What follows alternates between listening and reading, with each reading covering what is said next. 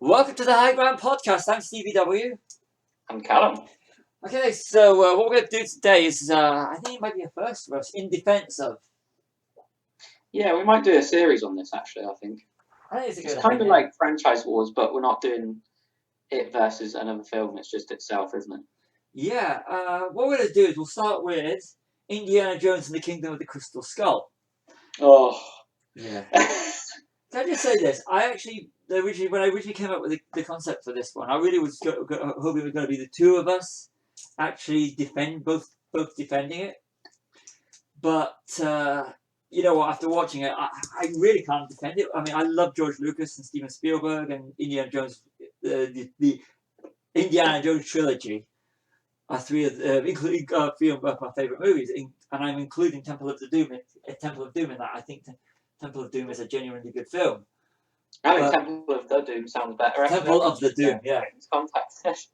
Yeah, because he's Kingdom of the Crystal Skull, and yeah, but I can't defend it. Oh, I'm sorry. Let's hear your reasons then. Okay, let's just go from the start. The CG gophers at the start. Oh yeah, that is indefensible. I'll give you that one. Okay, that. The Ark of the Covenant bit. I loved it originally, the throwback to Raiders of the Lost Ark, But actually, it's amazing with all the things they could smash into. They smash into Raiders, and what are they trying to do? Hark back to when Indiana Jones was great. Yeah, I remember when we went to see that. I think we looked at each other, didn't we, when that happened? Yeah, it's sort of like ride the refrigerator.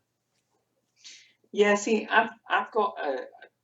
It sounds weird. I've got a defence for the whole fridge thing, but I'll hear you out first. That's became the new jump the shark. You jump the shark with TV, you ride the refrigerator in movies. It's when the point where a franchise goes. Yeah, I think we're just gone a bit too far. So it didn't feel like an Indiana Jones. It felt the John Williams music is absolutely superb. I wanted to get out of the way now because when I was watching it, the John Williams music, I can't say anything bad about it. And I also, because I don't want to be all completely negative, I understand the concept of it. The fact that it's been, how many years was it between films? 89 to 2008. So you're looking 19 years. Yeah. So they actually went from 40 serialization to 50 serialization. So whereas with Nazis, it's now became Russians and aliens. I like the whole idea of doing that. Interdimensional beings, sorry. I like the whole idea of it, but I just didn't. It lost something in translation for me. It did, but yeah. But I do agree with you there that there was something lost.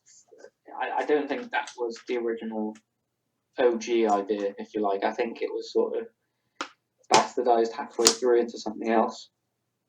And I think if Indiana Jones is going to go after something, rather than being mythical, interdimensional aliens, I don't care what anyone says, they're aliens, alien artifact, it doesn't work as well as if going after something, like the Ark, or, something, or the Holy Grail. Something like that, to me, is more fun. Even the Shankara stones in Temple of Doom, that was, I know a lot of people think that Temple it's the darker one, but it still feels like a whole trilogy. Yeah. This one, with reliance over digital over practical, the bit where Kate Blanchett and Shia LaBeouf are fighting each other and the background with the CG background, the CG, all that whole element was, rather than sticking them, if they stuck them in a studio and did wire work or something like that, rather than it just looked too false, and the monkeys going through the trees, the whole Tarzan bit, that whole sequence, it's got the whole film itself has got like a whole CG sheen to it. It's sort of like, I don't believe that they're in a physical environment for a lot of it. No, it looked, to me, it looked really prequely.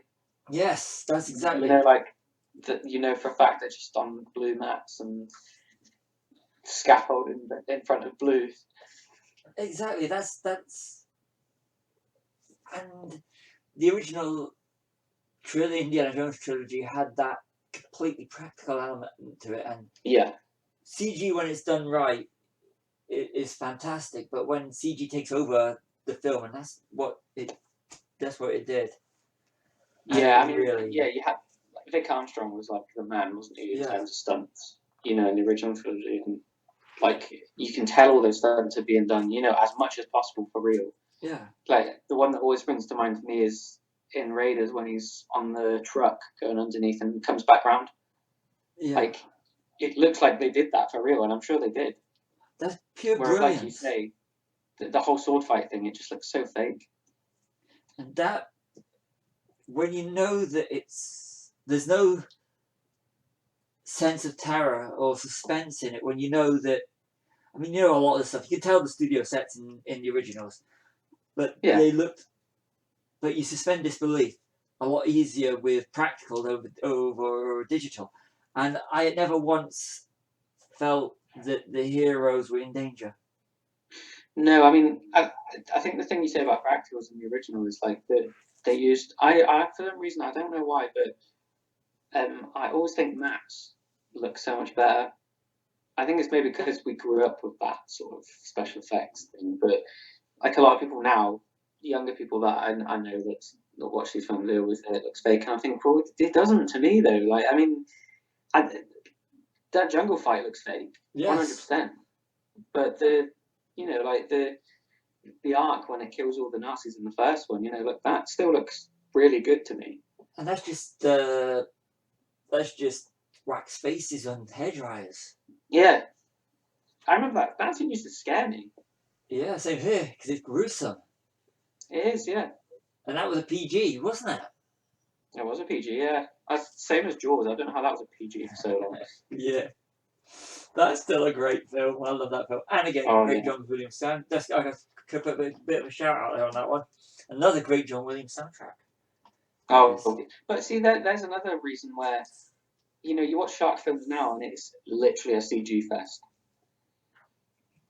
Nothing has the tension that Jaws has because you know the necessity of making the film forced them not to show you the shark because it didn't work. Because certain people actually broke the shark. George didn't Yeah, see I them. mean, think how maybe rubbish Jaws would have been if you did see the shark from the start. We wouldn't be here talking about how great Jaws was, would we? No, it might look hokey now, mightn't it? Yeah. Because I mean, the times you do see it, they're quick enough that you don't sort of really have a judgment. But when you look at pictures and stuff of it, you do think, oh, that does look quite fake, actually. But even the bit when Bruce comes out of the water at the end and chows down on Robert Shaw, you can tell it's a fake shark, but you don't suspend disbelief. No, You're and I think there. the great thing about that scene is they focus on Robert Shaw, not the shark, Yeah. and you're too busy being scared shitless. I mean, I didn't go in a swimming pool, let alone any body of water, for about 5 years after that film. Ah. And, but like back to Indy, I mean, the whole thing is, I am going to defend some of it, but I'll join this bandwagon first and just say it's part of those sort of years later sequels that I consider like the protagonist is maybe dreaming them, or Yeah. they're there if you want them, but they're not official kind of thing. Like Die Hard 4 as well. All the diehards past Vengeance. So I Yeah, really I don't like mean, them. I like you said earlier, it's still a trilogy. Yeah, definitely So still a come on. trilogy. Okay. Shia LaBeouf's character, right? I just want to go on. I actually wrote this down in my notes. Before I go any further, I just want to say that if you're blaming Shia LaBeouf for the failings of this film, it's like blaming Jake Lloyd for the failings of Star Wars, and of course Hayden Yeah. Christensen, because why focus on the actors? The actors are just saying lines and putting in a performance. If you're going to blame anyone, you've got to look at the script, you've got to look at casting, you've got to look at direction, because they could have all cleaned it all up. Don't blame the actors. I know Shia LaBeouf gets blamed a lot, just like Hayden Christensen and Jake Lloyd, for ruining people's childhoods, which if that's all there is to your childhood is you ruined because of one film, or if you didn't have that good a childhood. So I just want to point out anything that I say derogatory. I stole that from somewhere. I can't remember who I stole it from, but that's for years. I think Georgie Boy, wasn't it? George Lucas who said that. Blaming Yeah, he actors. said that quite a few times in interviews. Good, George Lucas. Okay, I know you had you made your hand in this. Thank you for that, and I do completely agree with you. So that's my disclaimer. It's not Shia LaBeouf's fault, and just want to say that calling himself Mutt Lang, yeah, Mutt. Indiana is a dog. Indiana Jones named after the dog. It's not Indiana Jones's son. So that I thought was right from the start. You knew it was Indiana Jones's son because of the name, Mutt Williams. Sorry, not Mutt Lang. It's Mutt Williams. Didn't you? Pardon? The way they were playing it out, you did Yeah. anyway, didn't you? Yeah. The way they were playing it out, it's like one of those dumb sort of decisions where they try and deceive you by going, no, it's not. It's like the easiest one up for this is no, it's not Khan, honestly. Or Blofeld. From Into Darkness, yeah. And you just think, well, it'd be more interesting if it was someone else. Yeah. If it was their son or something. That really annoyed me, and that was like saying like Khan in Into Darkness and Blofeld in Spectre. Yeah. Didn't. And we all knew Ray would probably be related to someone, didn't we? Yes, but that one isn't as bad. But it's the ones that the ones with the constant denial. But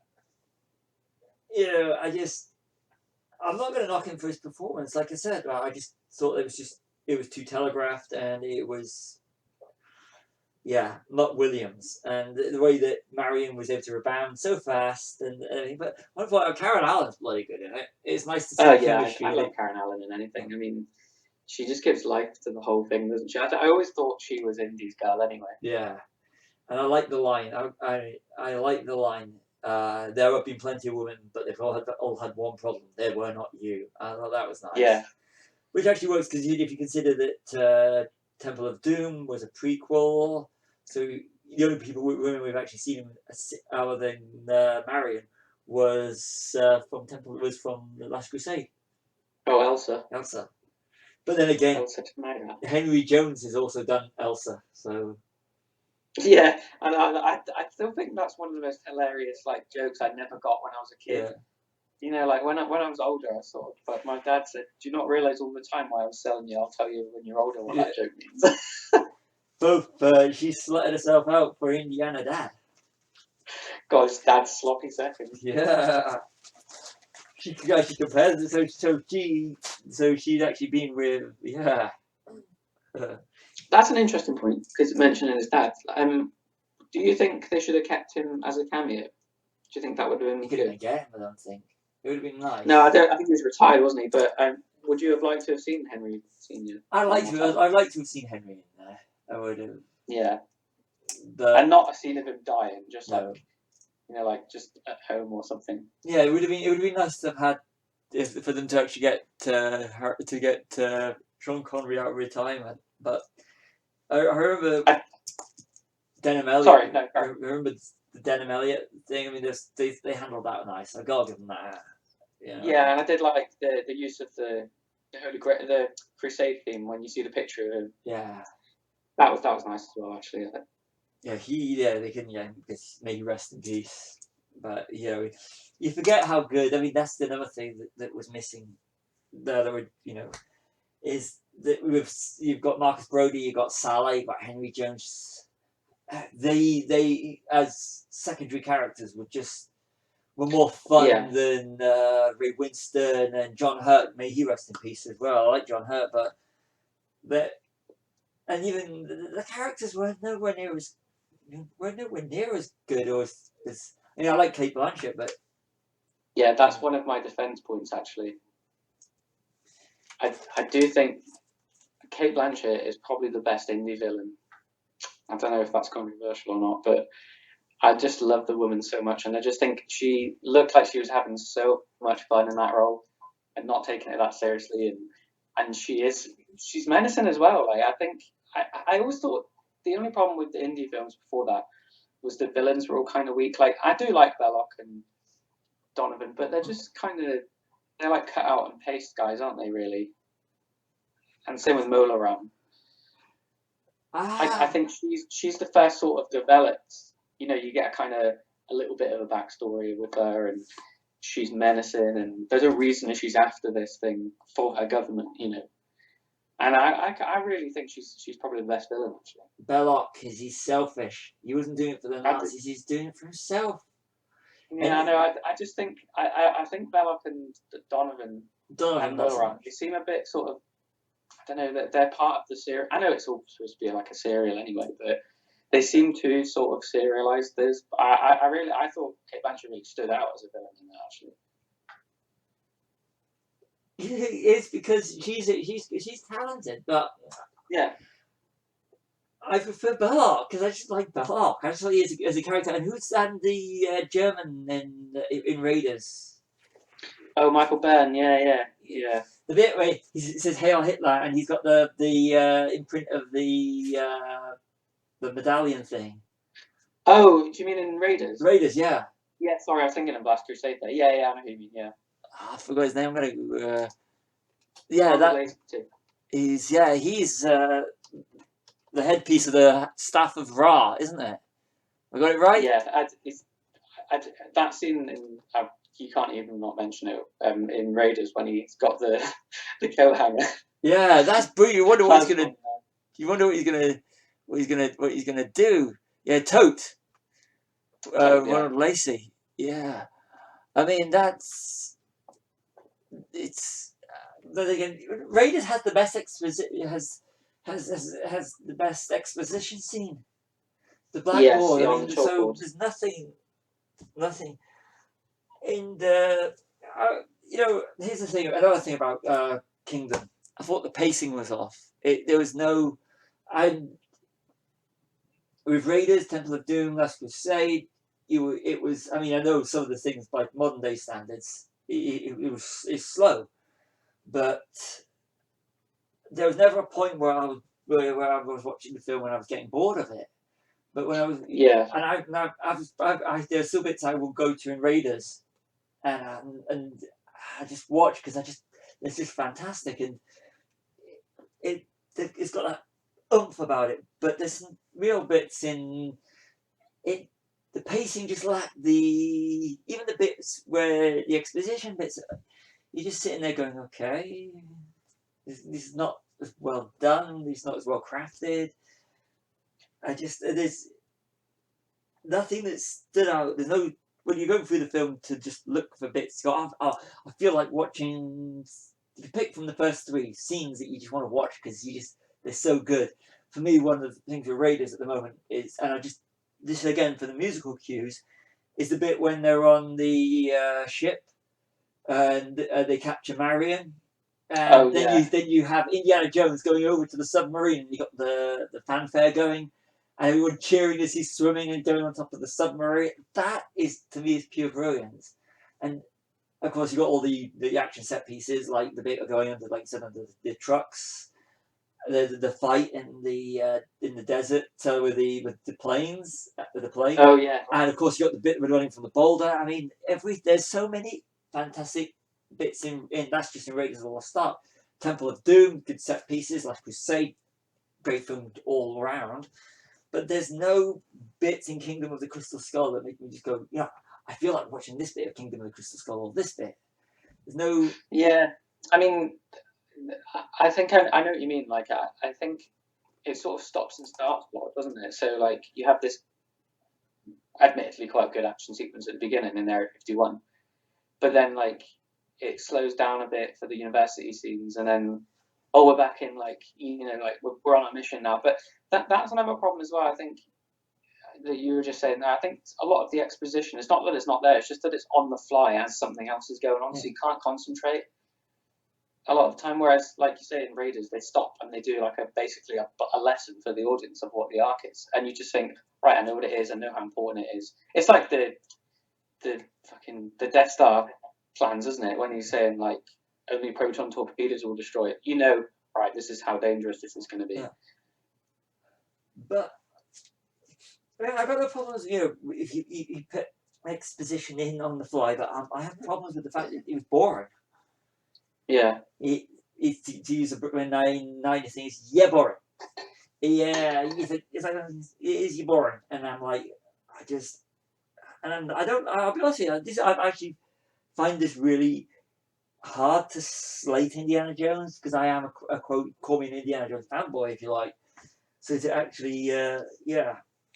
But I'll tell you what I did like is the use of the maps that they've used in the first 3 Indies to show where they're going. I like that. I thought that was on point.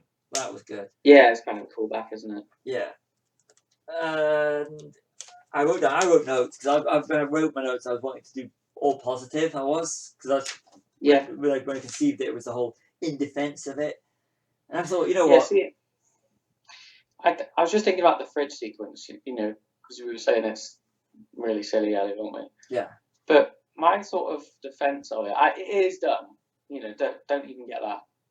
Having a lead-lined fridge is not going to save you from a nuclear blast. But is it any sillier than the minecart sequence in Temple of Doom? Like, that doesn't follow gravity.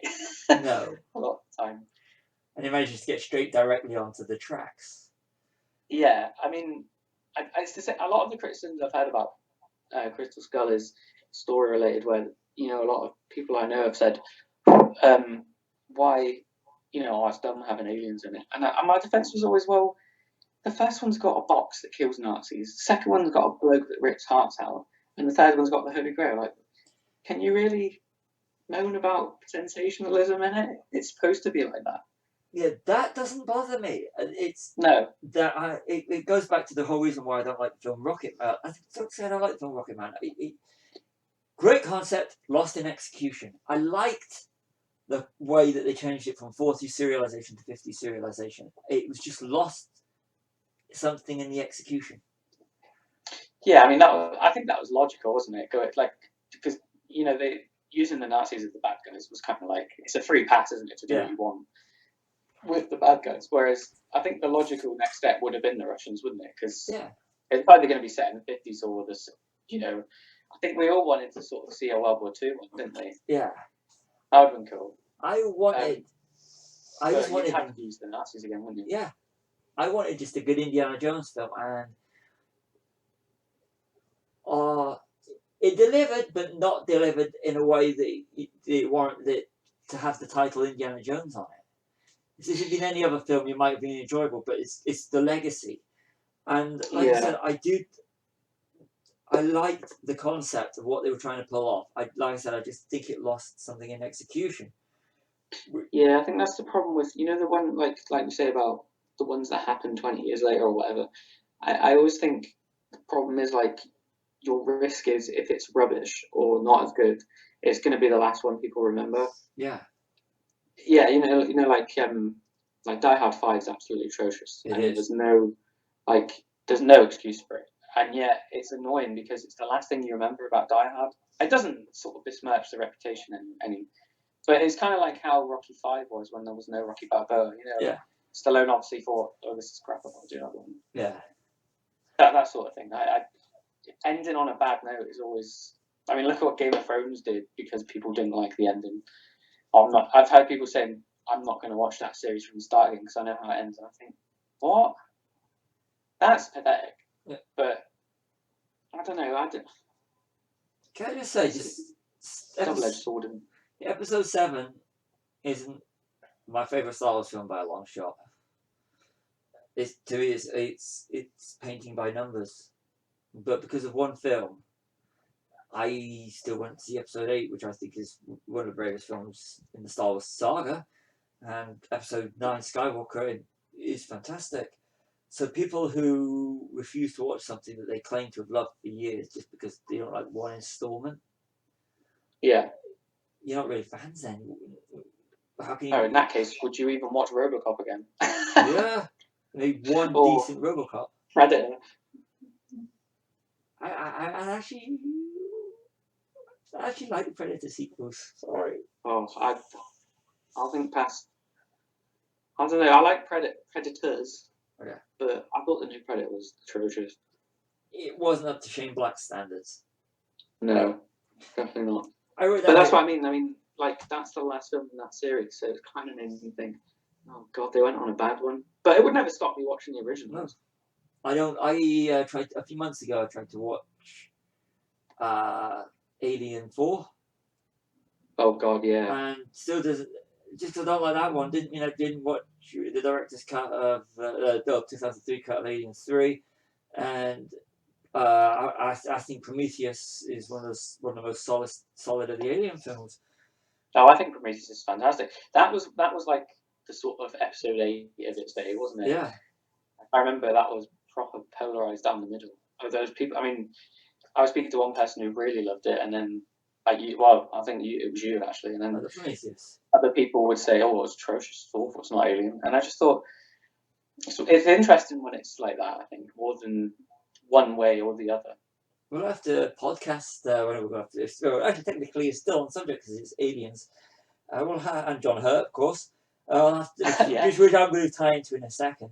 We'll have to do we're coming soon to the High Ground podcast. We're going to do we'll do the Covenant and Prometheus. We'll take a look at them. yeah. To do a franchise wars, I That think would for be that good. 'cause they're the two that make because we've already done Aliens and Alien, haven't Yeah. we? So That's going to be John Hurt, which goes to I like John Hurt. I think he's brilliant in Aliens, and he got oh, 1984, he's great. Yeah, The War Harry Doctor, Potter.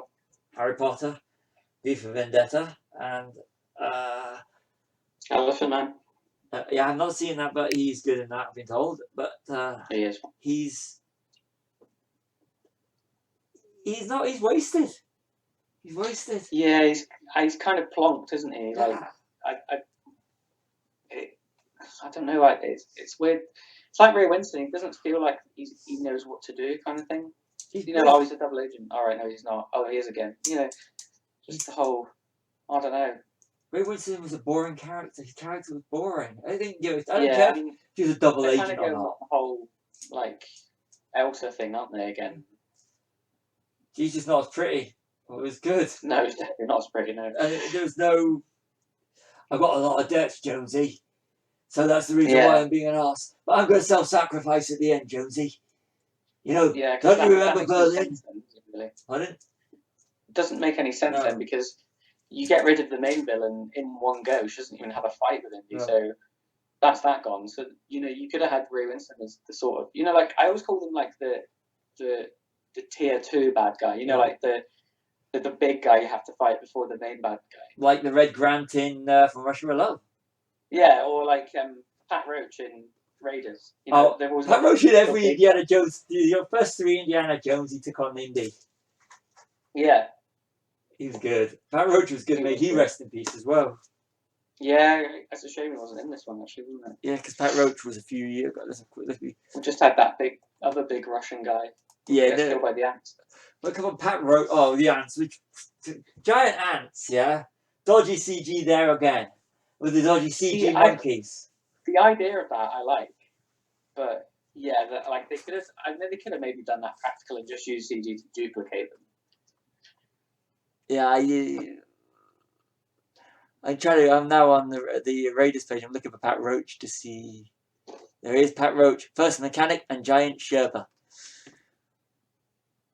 Yeah, so Raiders was. Oh, he played 2 people in it. Yeah. Yeah, he passed away Who's in in Last Crusade? I'm just going to quickly go down to 1989. He passed away in 2004, age 67. Last Crusade, he was 89. Gestapo, Gestapo, he was. Oh, it must have just been a background Yeah. guy or something. Chief Guard in Temple of Doom. Yeah, I know he's in Temple of Doom. He's the guy on the conveyor belt, isn't he? Ah, The one that gets squashed. yeah. But I've never figured out who he was in Last Crusade. And he was in Red Sonja. Oh god, that's a bad film. And yeah, he's. It's good, when you go through IMDb and it's got the old lobby cards for the pictures. Yeah. I love that. It's just good because they don't do lobby cards or anything like that anymore. I like the press kits as well, if you can get hold of them. You should do more things like that. I miss the old. I miss the old cinemas. I miss. Yeah.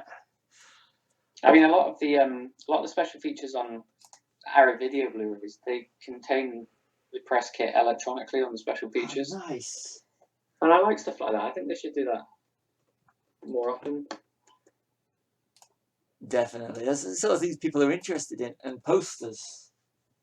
Yeah, that's a lost art now, Yeah, definitely. reproduction posters. I'd love to see that sort of thing. I really would, because I mean, I've got a couple of original 80s film posters, but I'd like one of these things which were disposable at the time. I really wish I had Yeah, more of them. I tell you. that's a point in defence of it. The poster's good. Drew Goddard. Yeah, he didn't. He Not do Drew all. Goddard. Drew Struzan, sorry. Yeah, Drew Goddard was the one who did Cabin in the Martian. Woods. Pardon? Cabin in the Woods. The Martian. Didn't he do the Martian? Oh, and The Martian, yeah, he wrote, didn't he? Yeah, and Bad Times at El Royale, if I'm right. Which is an absolutely fantastic film. Yeah, the But I mean, post. Drew Struzan's like the god of posters, isn't he? The movie posters. Yeah, the Raiders. I miss that as well. I miss the art behind it rather than just here's a mismatched photo. Here's a Photoshop one. Yeah, you can just tell it's photos, can't you? Like they haven't really made much effort with them. Yeah. Okay. One thing I liked was when I was watching this is you know when Indy's in the temple and he says I've got a bad feeling about this. Yeah, I do I like kind that. of Yeah. popped at that one. I was like, that's what he says. That's what Han Solo's line is in the first Star Wars film. Yeah, episode 4, should I say now? I like Indy marrying Marion. I liked the John Williams soundtrack. Yeah, it was logical, wasn't it? Really. I didn't. It was logical, really, wasn't it? The interdimensional beings when they all go into one and you can see it looks like a traditional alien. I like that. I thought that was a good touch because I like the whole. That's one of the times when it worked. You know, when they're in temples. I like the aliens in general. Actually, It didn't bother me that much about you know, like stuff not making sense with them because you know they're supposed to be like these interdimensional beings anyway. So I thought it was just cool that they were, you know, like it was involved with the Mayans because everyone thinks the Mayans have feelings with aliens, don't they? So, you know, taking that cliche and just using it as a like they do with the old, you know, the trilogy is just serialized ideas, isn't it? Yeah. I did like it the way that they did go traditional alien, which did fit in perfectly with with what they were trying to accomplish. You know, and that's what the aliens look like in your traditional Roswell aliens. And of course, the reference to Roswell in '47 that Indy was part of, that worked for me in the context. If they could just take the good elements that they were trying to put across and then just obliterate the boring stuff and make it more, give it the more Indiana Jones trilogy vibe, you'd have had a perfect film. You would have, but it's just, like I said, it's a great concept that was completely lost in translation for me. It should have functioned as like a coda, you know, like just to round off the series. Yeah. Nicely. And I think they were trying to go too sort of bombastic with a lot of the ideas in it. Yeah. With especially not in ideas in sense of plot, but with you know like the stunts, and because there was part of me thinking, could a 60-year-old man really do this? It didn't bother me And because I that know was you Indiana kind of got to Jones. suspend that a little bit, but it's the same with Rocky, isn't it? When it gets further on, you think, wouldn't you be dead? Yeah. When he gets back in the ring, yeah. It doesn't. That doesn't bother me because of the whole. They're your heroes. You don't want your heroes to not be able to do what they did before, and yeah. So the practicality of that doesn't bother me. It's like, you know, seeing an old Han Solo in Star Wars. It doesn't bother me, or an older, or no. Princess Leia or Luke Skywalker, but because you still want them to be like they were 40 years ago. Yeah, it kind of works with those characters though, because Han Solo doesn't really do mad stunts in Star Wars, does he? Whereas I think with Indy, the point, like not the point, but like the whole attraction with the, you know, like the thrilling aspect of the film was the stunts.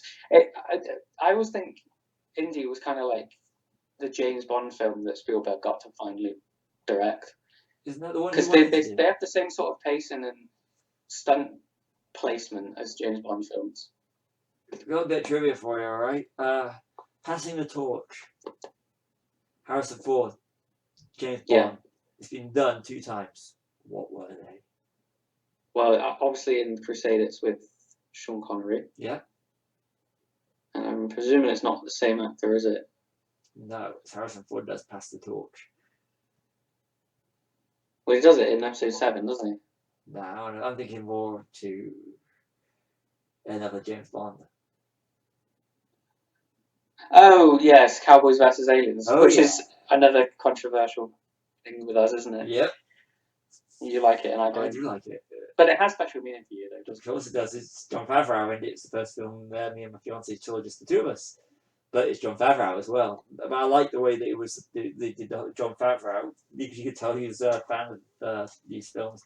Passed the torch by having Indiana Jones and James Bond in the same film together, just like Last Crusade. But it's ultimately, you know what? I like Indiana Jones. I really like Indiana Jones. Yeah, they're amazing. Even a bad Indiana Jones film is still better than most. And it's no matter what I dislike in Kingdom of the Crystal Skull, could never take away from the fact that it has a fantastic soundtrack. The score is superb. And all the scenes between Marion and Indy, you know, just I love them. I do. I think that they're absolutely fantastic. Yeah, I mean that was one thing I always sort of had. You know, when we didn't like, you know, when it was fashionable not to like the prequels. Yeah. I always thought the music is still perfect. It is. The one good thing you can say about it is the music. And we're talking, if we're talking as a body of work, we're talking about the Star Wars films. I mean, you're looking at the prequels. 1 and 3 have the iconic Duel of the Fates Battle of the Heroes, but I like as a body of work, I like Attack of the Clones as a soundtrack. I think that, to me, it doesn't have the iconic the iconic track, the beat, but I think the prequel ones, I think that holds up. I mean, talking Star Wars soundtracks, Episode 7 to me is the weak one. Yeah, I think there's not really I like Rey's theme and the Resistance theme, but there's not really any jump out sort of motifs anymore, is there, with themes? Whereas, I mean, you've got the original trilogy, you've got Leia's theme, Darth Vader's, the Imperial March, who doesn't know that? Exactly. Yoda's theme, you know, the Throne Room, and then prequels you've got, like you say, Battle of the Heroes, Duel of the Fates, and Across the Stars as well as the love theme from episode 2, wasn't it? Yeah. Yeah, I think the sequel trilogy has lacked a little bit in the soundtracks department. I liked episode 9, and I probably listened to, and I like I really truly like the credits secret. I think episode 8 and 9, the credits for those. It's the bit in 8 where they go to the tribute to our princess. Seriously. Yeah. I think Rogue One has a really good soundtrack as well, considering it's not John Williams. No, but they do. They have an absolute spot on one. They do. I mean, but even the soundtrack for Indiana Jones and the Kingdom of the Crystal Skull, that is still fantastic, and I do like. Yeah. I do like the musical beats in it, and I mean, it's no secret. I think I've said it before on a podcast. For me, my favorite score is Raiders of the Lost Ark. That's fantastic. It's something seems like wholly unique to John Williams for me, where I can't find a bad soundtrack that he's done. No. You know, I can find a sort of not as good one that Hans Zimmer's done, or that Harry Gregson Williams has done, or who, people like that. But there's nothing. I've never heard anything by John Williams that's made me go, it's not as good. It's all consistently good. Can I point out one of the most underrated scores that I only bought this last year? Because it was a really cool moment. I was in Cardiff, and they had this thing about saving the planet in the city centre, more about marine life, and they had about sharks, and they had the Jaws soundtrack playing, and And I was just standing there going, "This is so cool. I wonder if they've got it in HMV." So we literally went to HMV, picked up that and Hateful Eight. I was like, "Yes!"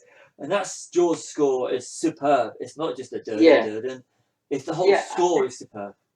It's the simplicity, isn't it? Like there's, I mean, you get some of the little flourishes later when they're chasing the shark, you know, that make you feel kind of buoyed up, like, yeah, come on, we're gonna get them.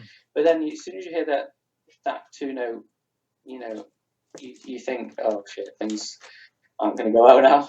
And it's just a heartbeat, isn't it? Yeah. I'm sure I read somewhere he based it on a heartbeat or something. Yeah. It's I've heard for years I only had the Indiana Jones 4 soundtrack. Yeah, same. I think, didn't we listen to it on the way home from watching Crystal Skull? I think we did. I mean, Yeah. Because I mean, we both love our scores, we do. And about 4 years ago, I was able to pick up I got more. Actually, again, for some reason, HMV in Cardiff, every time we go, I seem to pick up a score. Picked up all 3 original trilogy in Cardiff. I was like, having it. It's just when you go in there, anytime I go to a record store, I will look for the soundtracks first. And it's just so, yeah. So I'm not.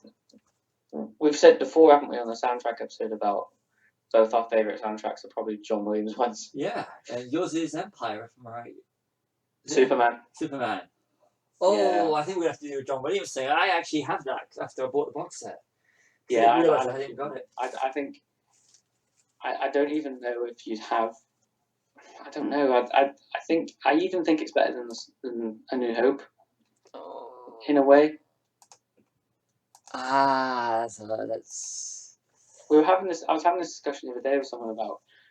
Do you think Star Wars is probably the best theme of all time? And I was like, I don't. It's the most well known, no doubt. That and probably James Bond, but I couldn't bring myself to call it the best because every time I think of a John Williams score, I think of Superman. For me, it's a hard one. To me, it's Star Wars main theme. Yeah. And Raiders March.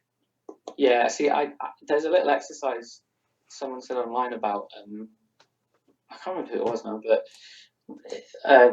tell someone to hum the Superman theme and then afterwards say, now hum Indiana Jones, and they'll probably hum the Superman theme again because both of them are so like uplifting and buoyant, and you know the hero's here with that sort of theme. Yeah. Whereas Star Wars has like a multitude of different themes, doesn't it? Yeah. But the opening. But with Star Wars, when you're sitting in the cinema and you got the Lucasfilm logo, then you got the bam straight into it. Yeah. To me, is just superb. And when we went to the midnight screening of Skywalker, and it gets towards the end of the credit, gets to the end of the credits, and they go straight into the Star Wars main theme.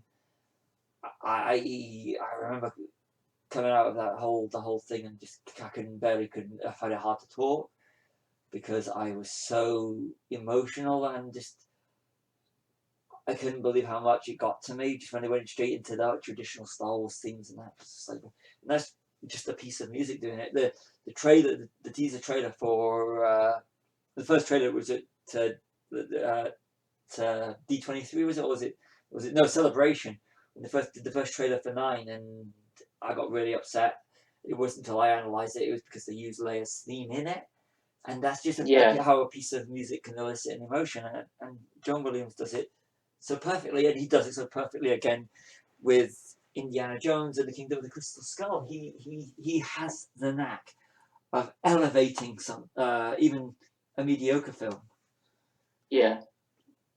So I'm talking about Princess Leia's theme.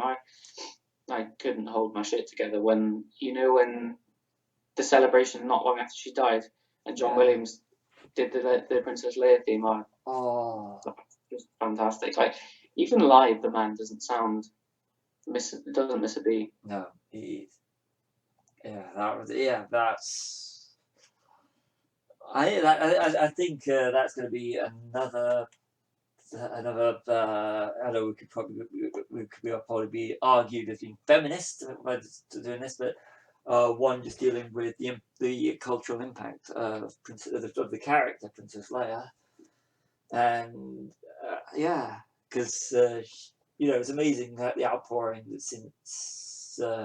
since Carrie Fisher passed away, and how people are now starting to hold her in the same esteem as the likes of Ellen Ripley as being one of the original strong female superheroes. Not superheroes, Well, it but kind of heroes.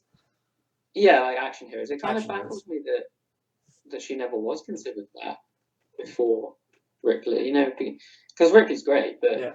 she wasn't the first. Although a lot of people kind of think of her as the first. I think it's because the Whereas, word. Leia is quite clearly the first. I think Well, it's- one of the first. I think it's because of the word princess, and people naturally Yeah. think damsel in distress, but she was never in distress. Look at so. It's like Well, you immediately think of Disney princesses, don't you, who are quite sort of passive Yeah. a lot of the time. you look at Harrison has a lot. Harrison Ford has his hands full because he takes orders from Princess Leia. Han Solo takes orders from Princess Leia, and it goes back to even Marion Reagan would hold her own against Indiana Jones in Kingdom of the Crystal Skull. Yeah. So it's sort of like Harrison Ford likes strong females. He certainly does. Yeah. I don't know. You could argue he just likes people that he just like being busted around because he had it with Willie Scott. Oh, I find her unbearable. But again, that's the character. Like, she's funny, but I find her really unbearable as a character. I always thought Marion was the best. Yeah. For Indy. You mean she isn't having sex with him just so that she can get to the Holy Grail? The artifact. Yeah. Yeah. I just think she's an all-rounded character as well, isn't she? Like, because he knows her through her father, and you get the idea that they've had quite a few years where they've known each other, whereas the other two are just sort of thrust upon him, aren't they? Yeah. Although it would have been nice if she's short round in it. That's another complaint I've got. Yeah, I always thought you'd see short round again at some point. Maybe we'll get it in 5. Yeah. So, before we go off into any other tangents, which we are doing, so what's your general opinion of Kingdom of the Crystal Skull? It is what it is, isn't it? Like, we all knew it wasn't. These. I always think these sort of long delayed sequels are doomed from the start in a lot of cases because they're riding off a wave of nostalgia that created the originals. So they're immediately, you've got an expectation you're not going to beat. I think the only sequel I've ever seen that was made years later that was just as superb, if not maybe even a little bit better, was Blade Runner. But yeah, I don't hate it. Like, it's not the best film ever made by any stretch of the imagination, is it really? I was going to say, this is on a personal note, I'm going to say episode 9 is up there as well. I think episode 9 is as good as the original trilogy. But I know a lot of people disagree with on that one. But I completely 100% agree with you on Blade Runner. 2049 is absolutely superb. It is, and it does feel like a Blade Runner film. Again, Harrison Ford's in it. So, and, that was one that had, of all of them, 2049 had a lot on its shoulders, and it actually pulled it off perfectly. And it was not one of these films that I went into afterwards and said that this is it. I no longer it's tarnished what I think of Blade Runner. Blade Runner is absolutely a superb film. I enjoyed the book. I just read that earlier this year, and I also think 2049 is a worthy successor. And for Kingdom of the Crystal Skull, I so desperately wanted it to be a great Indiana Jones film. Like I said before, it's a great concept. It just lost in translation. So I'm, by comparative standards to a lot of the other movies that came out at the time, and a lot of movies that have been in the years. It's been 2006. Is it 2008? What, Crystal Skull? Yeah, I'm sure it was. Yeah, in the years since, you know,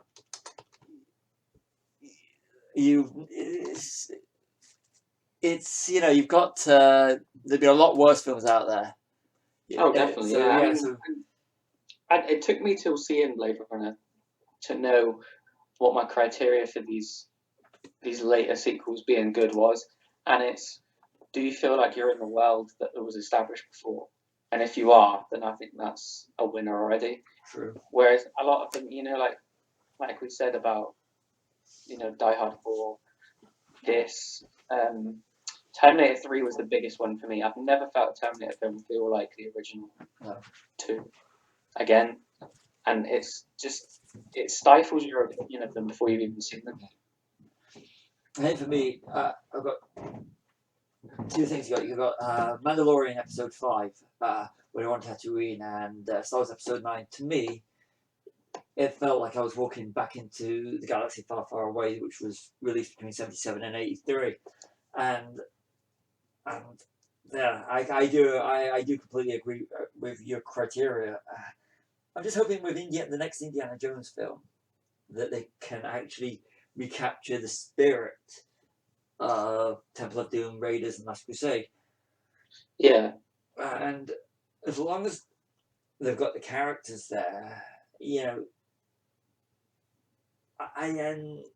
but yeah, I like I liked Karen Allen and I like Harrison Ford in it. I just thought the rest of the characters weren't bad. They just weren't up to the scratch. We weren't up to the standards of the original 3. Yeah, fair enough. So my final thoughts is, what? I know we've slated it and we've gave positives. Listeners, feel free to comment and give your opinion on one of our. We're on Facebook as the High Ground Podcast. We're also on Instagram and Twitter. Place your comments, and I'd love to hear what you've all got to say. But you need to have a reason. You can't just be like, "Oh, it's rubbish," because yeah, yeah, we get that. I mean, yeah. But I think if you got this far into listening to it, you will have an opinion. Yeah, it's not just it sucks. No. So I'm gonna let you have the final words. I'm Stevie W. And Callum.